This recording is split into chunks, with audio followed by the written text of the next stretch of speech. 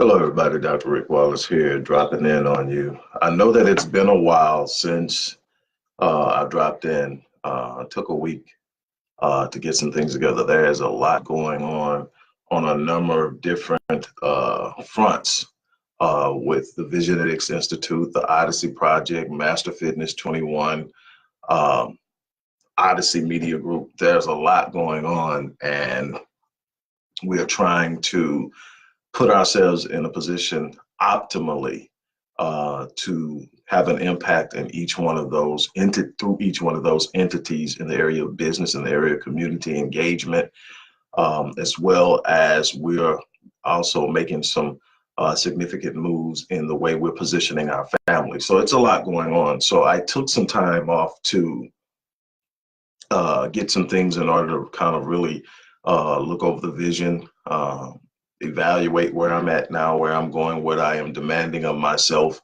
in the coming days, weeks, months, and the next couple of years. And so that's where I've been. It's always a process. There's always challenges. There's always setbacks, pushbacks. And the thing is, for me, it's something I've been through over and over and over again in my life. It's about perseverance. It's about being relentless. It's about remaining focused. It's about understanding what it is you are intent on doing. I've told people this so many times, I can't imagine how many times, if we were to count it, that I've said this, but with me, it's about being relentless. It's not about my experience, even though that plays a role. It's not about my training, that plays a role. It's not about all of the other skill sets and the disciplines that I have mastered that make me who I am. At the end of the day, it's about being relentless. It's about being relentless. It's about saying, I'm going to get it or I'm going to die trying, and be content with what's going to come, not in the sense that you're satisfied or complacent, but in the sense that there are just certain things you don't control externally. So you have to be in control internally. Exogenous forces don't have the impact that they could possibly have when you are working on you. There's an African proverb that says, when there's no enemy on the inside, the enemy on the outside can do you no harm. And so my goal is always to improve who I am, to grow who I am, to expand who I am, so that when these external forces move against me, I know from the beginning I'm prepared. And I have settled myself on so many occasions where I've gone through some things, and sometimes it was from decisions I made. It was from bad decisions. It was from, at one point, it was from arrogance. It was from a lot of different things. And sometimes it was people doing things against me from where I was sitting for no apparent reason. But at the end of the day, when you look at yourself and you say, I'm built for this. I'm built to overcome my mistakes. I'm built to overcome nefarious attacks from people who just simply don't like me or what I stand for. I can overcome my past. I can overcome mistakes, all these different things. I'm built for this. And when you have that mindset that you're built for something, you just stand up and you push through. When you understand that your destiny has been written, there's a way that I look at things, and I accredit this to the late great Dr. Miles Monroe. And when I look at my life, I see a destiny that's written. I see an assignment, a purpose, a place in this world that I'm responsible for. That purpose is mine. It's an assignment, and it's set for me to do. And the thing about it is, when you truly look at it and you start to understand how things work in this world, when you begin to understand how things work in this world, you look at things and you realize everything that needs to be done. When you understand time really doesn't exist. Time is a construct created by man to be able to relate to one another. In the sense of divineness, let's say, whether you want to call it God, you want to call it the universe, you want to call it divine intelligence, whatever you want to call it. But in the essence of divinity, God has always existed, always. And God exists eternally, meaning that there's no time. He exists in the past, the present, and the future simultaneously, knowing all things that have ever transpired, is transpiring, will transpire, or all of the what ifs. And so there's absolutely nothing that baffles God. So every answer to any solution is always there. That's the first thing. The second thing is, if God has always existed and he's wrote this thing out and you have been brought in for a particular purpose, and everything has a purpose because design is an indicator, it's indicative of purpose. When you look at the design of anything in the room you're sitting in now, if you look at the design long enough, even if you didn't know what it was for, you would figure it out because the design is indicative of the purpose. So when I look at people, I start to examine their designs. How are they unique from other people? Not how are they the same. One of the biggest problems we have is everybody focuses on the familiarity of human nature. So everybody looks at how we're all the same, but your greatness is not in your similarities, it's in your uniqueness. And so when you look at the uniqueness, you start to begin to see how your design speaks of your purpose. And then the thing that I get that Dr. Miles Monroe hit home for me is the fact that while I'm looking at it from a time perspective, God designed it beforehand. And so it's already done. In other words, what I'm working on, God finished. He simply brought me here to start it. And when you can look at life like that, is, in other words, the hard part is done. All I got to do is start it and not quit on it, and it sees its way through. It does not guarantee that there won't be any problems. It does not guarantee that there won't be difficulties. It does not guarantee that you won't have setbacks and hardships. That's not what life and purpose and success and greatness and having an impact and writing a legacy is about. Writing a legacy is when I stand on what I believe, when I refuse to relent, when I make up in my mind that I'm going to push inexorably towards something that I believe in. I am, in a sense, walking along a path that was written, that was forged for me before I was born. The end result is guaranteed if I don't quit. What we do is we give in to suggestions, we give into hardships, we give into difficulty, we give into all of these things that are, hey, Tavish, how are you doing? We give into all of these things that come in our lives that shake it up, and we forget that we were designed with a purpose. We forget that if we were designed with a purpose, then the end result is written, and that we're not here to finish something. It's already been finished. We're simply here to start it and to walk it through. In other words, you can't stop me. I mean, when you think about the word destiny and you break it down, destiny means that there is an end result that is destined to happen.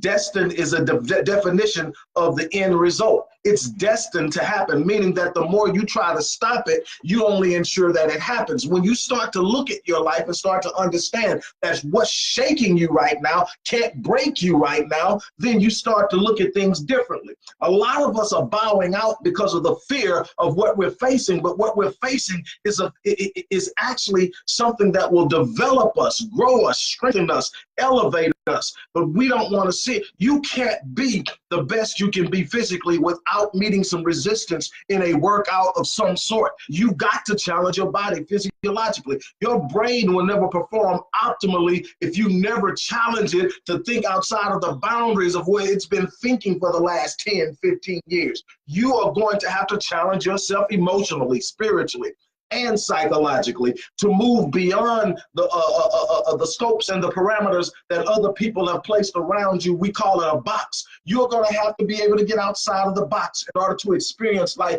in its fullness. And kind of leads me into what I want to talk about. This was just my hello, so I'm going to have to really shorten what I'm here to talk to you about, which is pretty much kind of what I went into.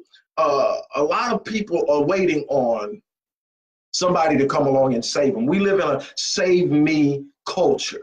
We live in somebody help me culture. We live in, one of the biggest reasons, I was asked this by a pastor I was counseling back in 2012. Why are so many believers I'm not going to say Christians, I'm going to say believers, because it's not just Christians. But why are so many believers living defeated lives? And my answer is simple: because we are under the illusion that God, and however we see God, is the super savior from our challenges in this world. And that's not the existence of God. That's not the reality of God. God is never going to rescue you from your purpose. And what do I mean by that? A lot of you have heard me say this before. You can pray all you want to. You can quote all the scriptures you want to. You can speak all the historical knowledge you understand in your own context about God and challenge God. But God is never going to deliver you from the giants he designed and sent you to slay. Simple. It's not going to happen. That's not how this works. You don't get to pray your way out of your destiny. You don't get to demand and cry your way out of your destiny. You don't get to complain your way out of your destiny. What you're going to either do is you're going to walk in your purpose until you fulfill your destiny at the time that you transition out of this world, or you're going to live a life unfulfilled and you're going to struggle with your emotions, your psychology, your mental state, because you're not living in your purpose. You can't make enough money to escape purpose. You cannot marry the right woman and escape purpose. You are not going to be able to find anything in this world that's going to snatch you out of your purpose. God designed you for something, and it's challenging. There's nothing mediocre about God, so there's no mediocre purpose in this world. There's no average in the design of this universe. Average is a default when you refuse to engage your purpose.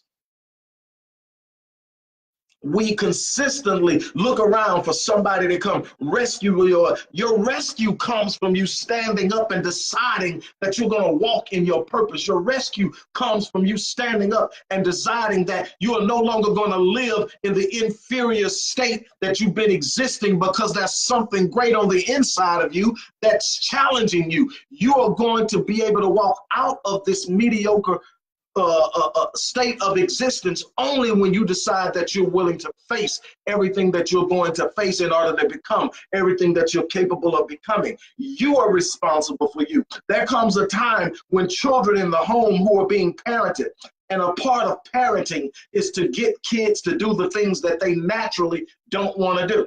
See, parents are going to say, you got to get up and go to school. Parents are going to say, you need to get up and clean your room. You need to not do this. You need to do this. And but at a certain point, you're going to leave out of that, and you're going to have to be able to parent yourself.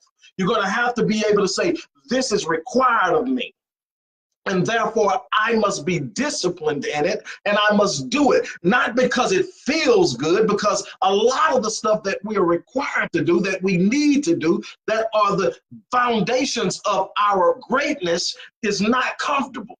It's not something that you're going to enjoy.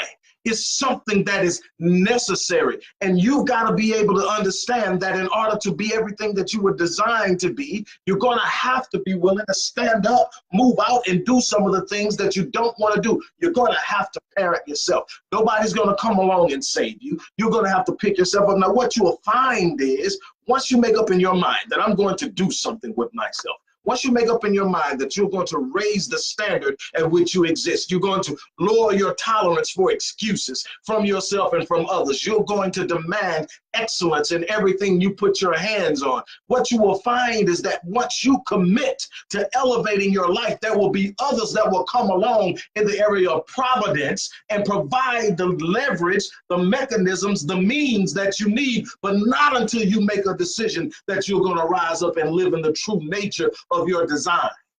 Too many people are not living at the level of their design, not even aspiring to get there. Along with free volition, God gave you personal sovereignty. In this personal sovereignty, there is this ability to set the state at which you're going to engage life. I didn't say the ability to change situations, the ability to change circumstances. I said that there is an ability to set the state at which you are going to. In other words, with me, my state is first gratitude. It's gratitude based, and then it is faith based on top. In other words, my life is filled with gratitude and anticipation. I am grateful for what I have achieved. I'm grateful for what I have earned. I'm grateful for what I've been given. I'm grateful for what I've experienced and am experiencing, but I have an anticipation associated with my belief system that tells me greater things are coming. And that's how I live my life. I wake up every morning knowing that there are some challenges out there, but I'm anticipating the good. And then when I have a challenge, I'm not shaken by it because I knew it was coming, but I also know it can't disrupt my destiny.